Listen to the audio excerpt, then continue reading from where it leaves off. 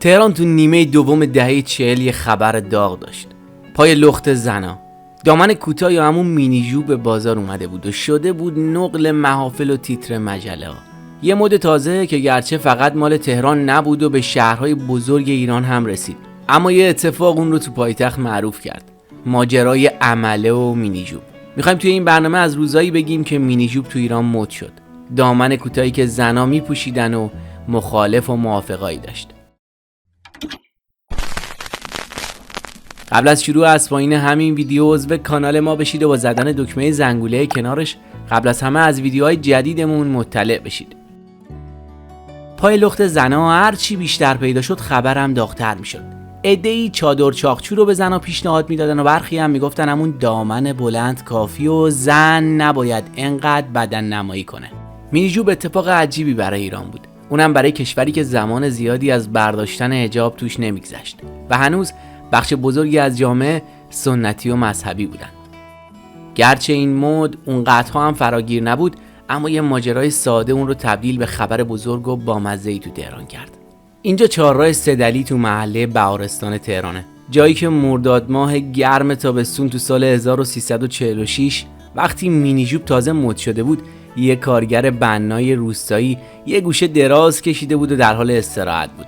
قدیمی‌ها به کارگر میگفتن عمله، که معنی بدی هم نمیداد، یعنی عامل، کسی که کاری رو به عمل میرسونه. خلاصه عمله قصه ما خسته و کوفته کنار یه میوه فروشی خوابیده بود که یهو چشاشو باز میکنه و میبینه یه خانم جوون مینی ژوب پوش خم شده تا میوه سوا کنه.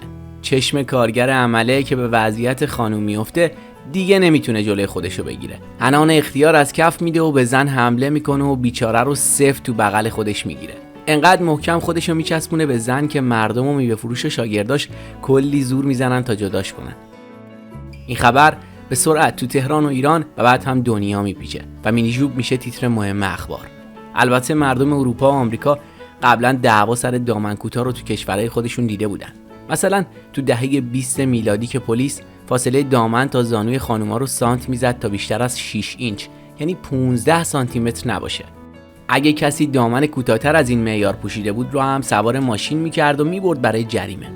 این سختگیری‌ها بیشتر هم دم ساحل انجام میشد. پلیسای زن و مرد متر به دست واسطاده بودن تا دامن خانوما رو اندازه بگیرن. وضعیت مضحکی که با تلاش زنها بالاخره متوقف شد.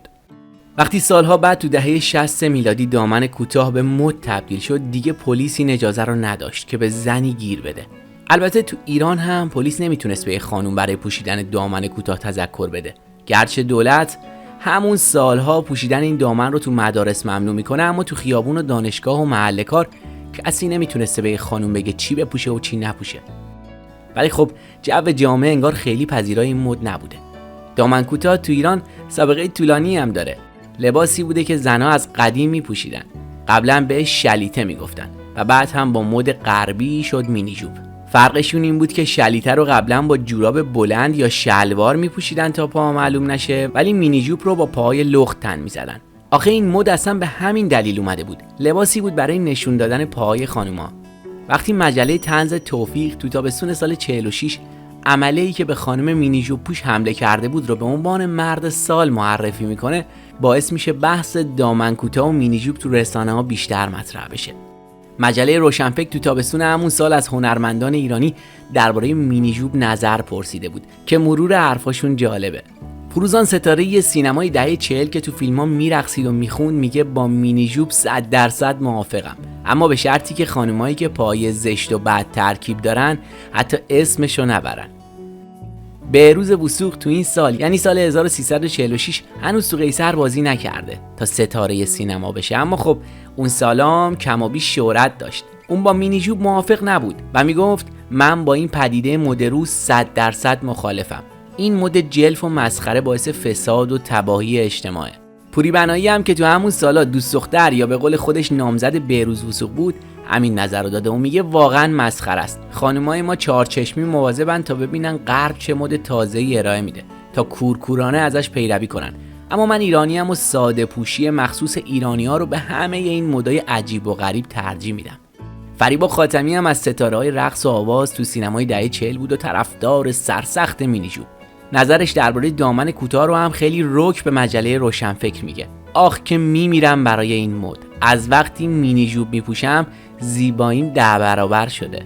فردین که دیگه قابل معرفی نیست. معروفترین بازیگر مرد زمان خودش بود و زمان این مصاحبه فیلم گنج قارونش حسابی سر صدا به پا کرده بود. اونم گفته مینی جوب دوست نداره. خیلی صریح میگه مخالفم. زیبایی زن ایرانی به همون پوشیدگی و شرم اونه. زنهای مینی جوب پوش یه ذره هم مثل کنجکاوی مردها رو بر نمیانگیزن، چون اون چیزی که مردان حریص از یه زن میخوان مینی جوب بی‌دریغ تو معرض دیدشون قرار میده. ناصر ملک مطیعی نفر بعدیه که نظر داده.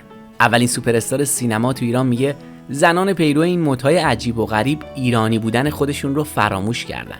چنین زنهایی برای من یه پول سیاه ارزش ندارن. مجله روشنفکر فقط از بازیگران نظرسنجی نکرده، سراغ خواننده ها هم رفته. مثلا معصومه پرتو اقبال، معروف به پرتو، که میگه من عاشق این مدم و با اینکه پاهام چندان خوش ترکیب نیست مینی جوب میپوشم.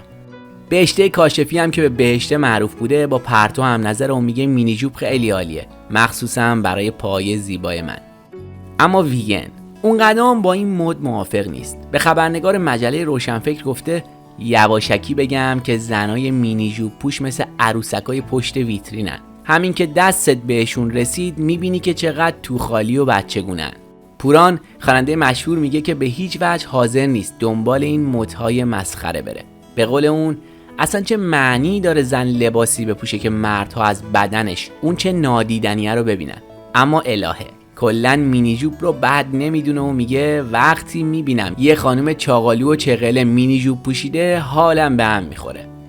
رامش هم که نمیذاره و نه برمیداره، میپره به همه کسایی که درباره مینی جوب بد میگن. خیلی رک و سریع به مجله روشنفکر میگه هر کس میگه مینی جوب بده لابد عقده داره. حتما پاهای خودش زشته و نمیتونه از این مد جالب و قشنگ استفاده بکنه. اینا فقط نظر کسانی بود که با مجله روشنفکر حرف زدن. اما با نگاهی به عکس‌های مجله‌های قدیمی هم میشه فهمید هنرمندان دیگه‌ای هم بودن که دامن کوتاه یا همون مینی جوب رو میپوشیدن. مثلا زری خوشگام، بازیگر قدیمی سینما که اینجا مینی جوب پوشیده و تو بغل شوهرش علی حاتمی نشسته.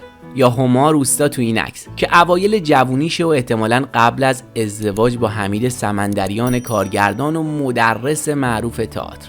از این تصاویر تو دهه 40 و 50 ایران زیاده و فقط کافیه مرور کنید تا بدونید درسته که دامن کوتاه مد اونقدر فراگیری تو ایران نبوده، ولی کم هم طرفدار نداشته.